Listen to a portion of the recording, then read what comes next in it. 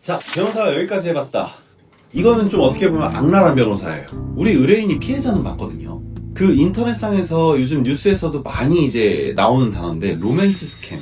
정말 건실한 직장을 다니면서 원만한 대인관계 사회생활을 유지하고 있는 사람인데 다들 그런 작은 아픔들과 작은 어떤 항아리들이 다들 있거든요. 근데 이 의뢰인 같은 경우에도 외로움을 좀 타는 의뢰인이었던 거예요.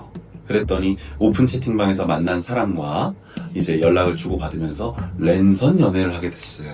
10개월 동안 이 상대방의 말에 속아서 대략 한 1억 원에 가까운 돈? 이 상대방은 자신이 일본인 유학생이고 한국에 와서 어디 거처할 때도 잘 없는데 본인이 어떤 희귀병이 걸려서 치료비가 나가고 있고 치료비를 내지 않으면 자기는 죽을 수밖에 없고 그리고 이 돈이 생활비까지 또 포함하고 있어서 생활비가 필요하기 때문에 자기는 오빠가 돈을 주지 않으면 결국 조건 만남을 할 수밖에 없고 이런 취지로 아주 그냥 가스라이팅을 한 거예요. 10개월 동안.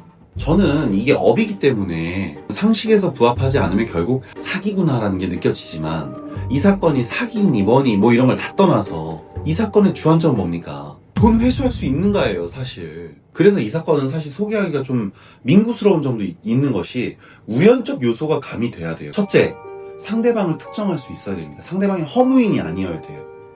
외국에 없어야 돼요. 둘째, 상대방을 잡고 났는데 개털이 아니어야 해요.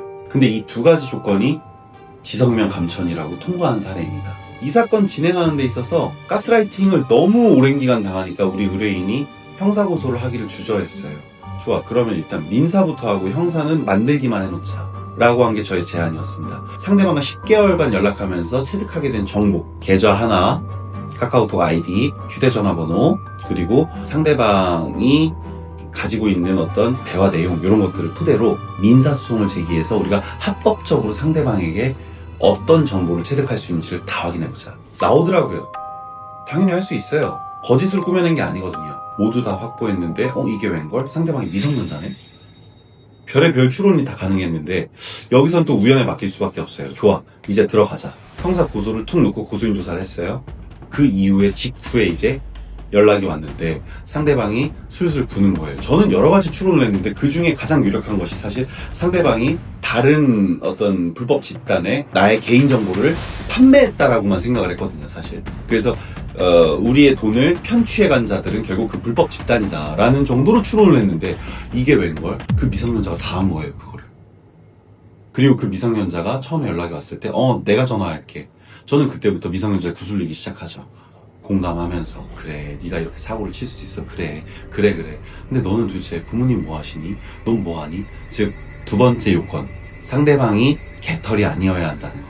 어디까지 이 사람이 잃을 게 있는가, 그걸 확보해보니까 부모님이 모두 공직에 계시더라고요. 그래. 그러면 최소한 이 분들의 가족관계증명서상 연배를 보니까 아직 일을 하실 연령대고, 그러면은 이 친구한테만큼은 강하게 압박이 들어가서 우리가 합의를 뜯어낼 수 있겠구나. 그 정보를 가지고 우위에 점하 있는 상황인 거예요, 우리는.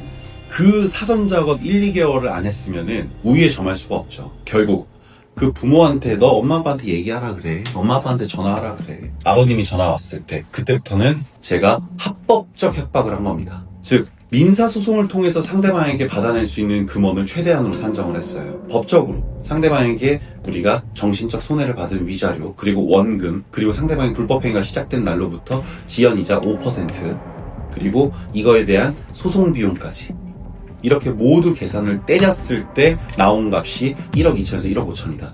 자, 그러면 아버님 지금 준비한 돈이 결국엔 넉넉 잡아 1억이라고 하셨는데 이거를 1억 받고서 할 사람이 누가 있습니까? 어차피 손해배상 청구로 미성년자이기 때문에 아버님, 어머님한테 손해배상 청구가 가능한데요. 어차피 저희는 확보된 금액이, 아버님 소위 말해서 잃을 게 없으신 분은 아니지 않습니까? 재산이 없는 분은 아니잖아요. 저희는 민사상 그냥 합법적으로 청구만 하면 어차피 확보된 금액이 1억 2천인데 미쳤다고 1억에 그냥 합의를 합니까? 웃돈 얹어 주셔야죠. 합법적 협박을 한 거예요. 안 하면 우리는 합의 안 하겠다. 그렇게 했을 때 상대방 측은 그러면 원만하게 제발 최대한으로 좀 잘해주십시오가 답이 나올 수밖에 없는 것을 이끌어낸 거죠. 그렇게 이끌어낸 결과 결국 우리는 합의금으로 1억 5천을 받아냈습니다. 원금은 1억 원에 가까웠습니다.